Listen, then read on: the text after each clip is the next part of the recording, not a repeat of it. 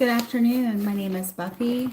I'm a women's lifestyle creator on YouTube, TikTok, and Instagram, covering topics such as perfectionism, overthinking, over-explaining, family roles, trauma in general, all sorts of things. I do have two podcasts. One is Recovering Perfectionist Mama, Grace in Progress, which is housed here on YouTube.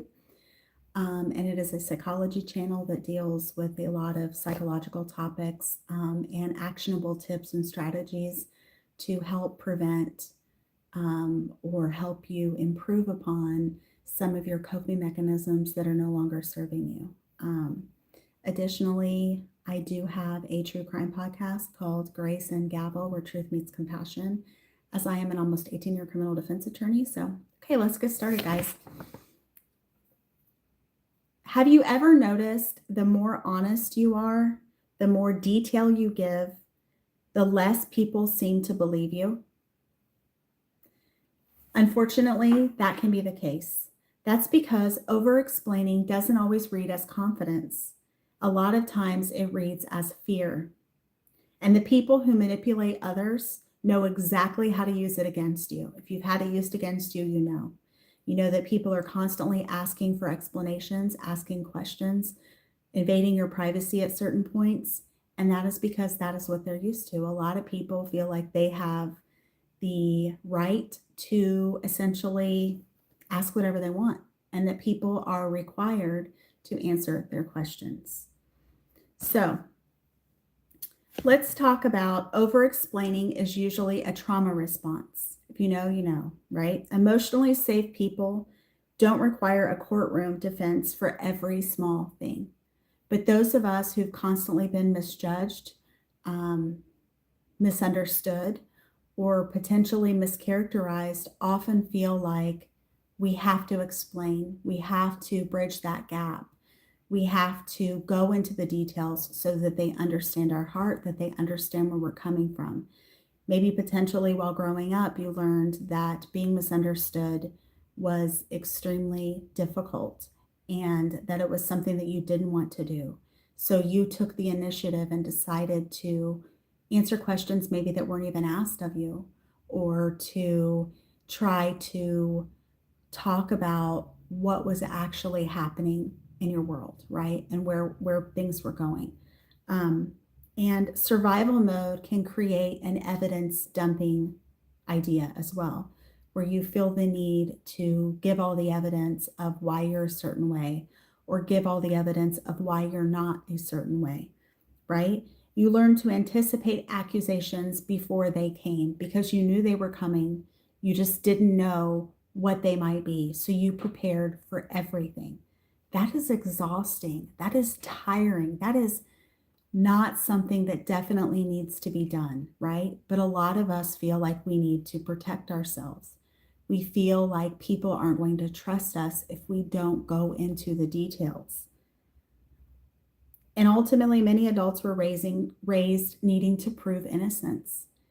Prove that you didn't do that. Prove that you didn't lie. Prove that you're telling the truth. Prove that, that story is actually true. Tell me more about that. And then like a cross-examining session, potentially, depending on how overbearing people wanted to be with you. And so some of us learned that silence was dangerous. So we started narrating an entire existence. But let's talk about the fact that people react differently. Healthy people adjust quickly. It's people with trauma that overthink, overdo everything, that have more issues adjusting from things like that. Controlling people are going to escalate, right? Some people interpret boundaries as rejection. I used to interpret them as a rejection, but now I realize that I don't have to answer every single question posed to me. I don't have to justify my existence. I don't have to justify why I do certain things and don't do certain other things, right? Silence can feel powerful again, right? Nervous system regulation is really important. And so over-explaining can often jack the nervous system up and cause you to feel like a constant state of fight or flight, freeze or fawn, awareness and things like that, things that would be more difficult for you to deal with. No more panic signals, right? And reclaiming your dignity. Peace often sounds quieter than chaos. And the grief of changing, oftentimes you're going to have some guilt for feeling like you're not explaining as much as you should.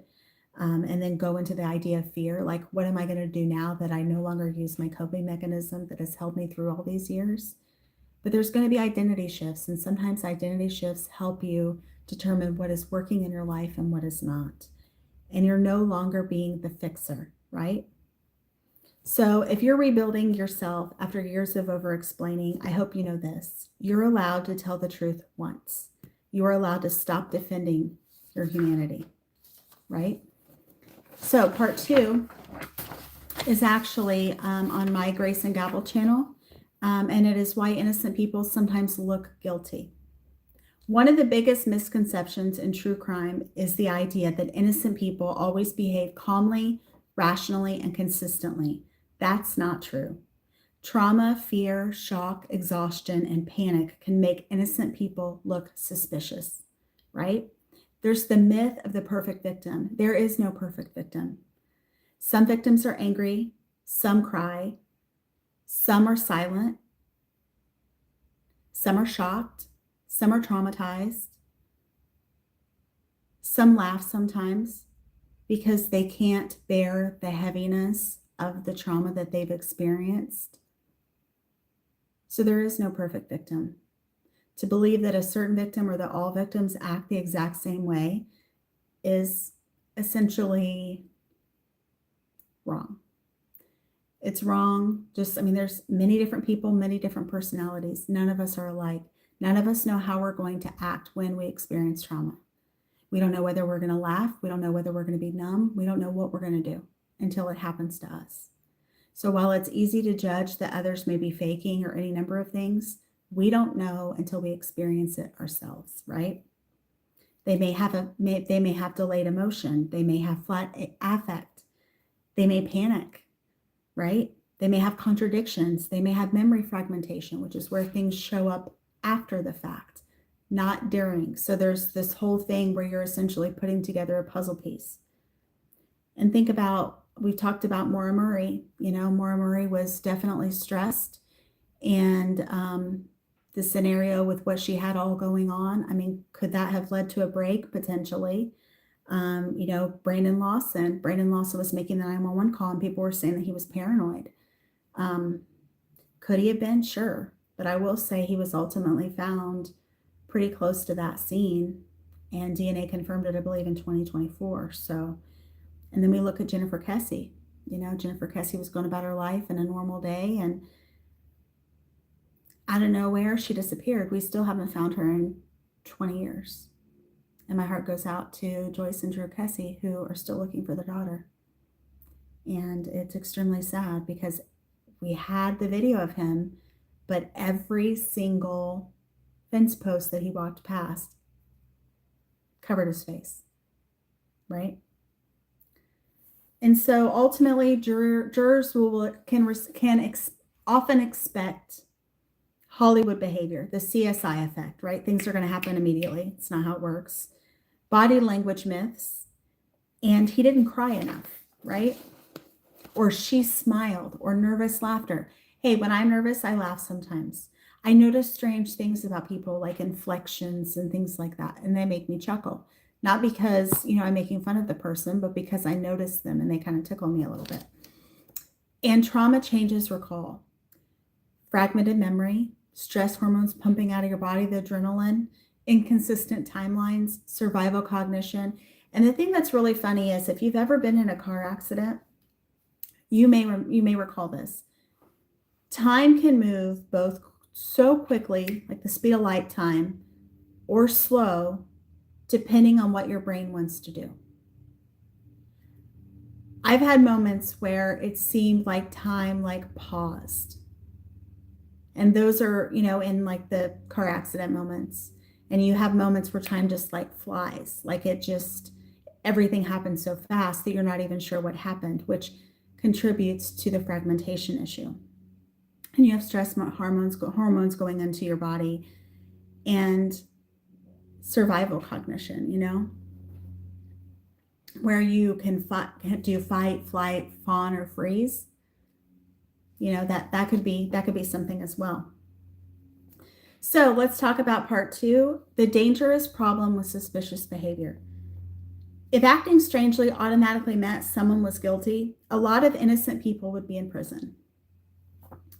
So ultimately, we overestimate our ability to read people. We have confirmation bias, hindsight bias, and online mob conclusions that are all contributing to that. A lot of people think that they're expert behavioral analysts. Most of them are not.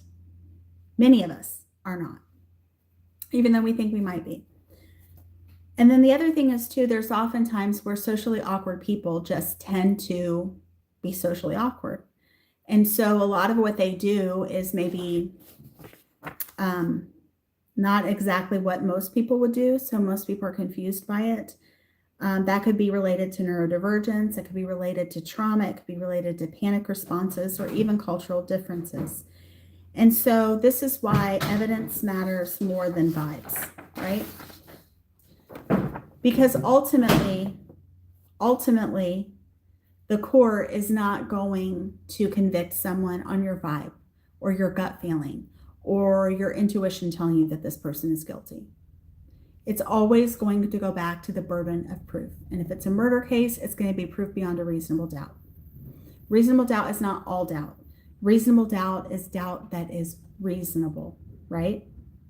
For instance, the timeline doesn't make sense. So there's no way that this person could have done this. The DNA doesn't match. So there's no way that this person could have done this, right? And so as an attorney, I see this a lot. I see people say, oh, well, you know, they did this.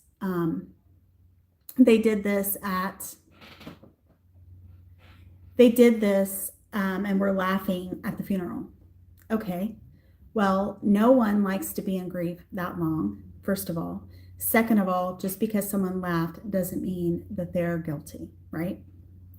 So ultimately, in closing, suspicion is not evidence. Discomfort is not evidence. And intuition alone should never replace proof. Thank you for tuning in today, and I hope you have a great rest of your day, and I hope you'll come back and see me again soon. Talk to you soon. Bye-bye.